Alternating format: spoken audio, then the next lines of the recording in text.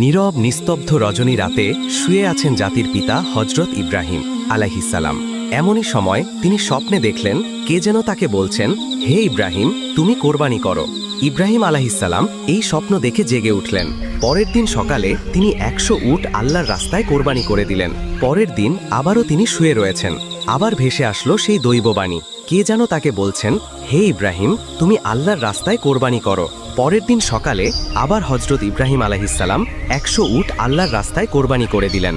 কিন্তু হায়, মনে হয় আল্লাহ পাক রাব্বুল আলামিনের দরবারে তার এই কোরবানি কবুল হয়নি। তাই পরের দিন তিনি আবার যখন বিছানায় শায়িত রয়েছেন, তখন আবার ভেসে আসলো সেই দৈববাণী, হে ইব্রাহিম, তুমি কোরবানি করো। কে জেনে বারবার তাকে বলছে, হে ইব্রাহিম, তুমি আল্লাহর রাস্তায় তোমার সবচাইতে প্রিয় বস্তুটিকে কোরবানি করো। পরের দিন সকালে হজরত ইব্রাহিম আলাইহিসসালাম ভাবতে লাগলেন, আমি পরপর 2 দিন 200 উট আল্লাহর রাস্তায় কোরবানি করলাম, কিন্তু আল্লাহ কি আমার এই কোরবানি কবুল করলেন না? তাহলে কি চাচ্ছেন?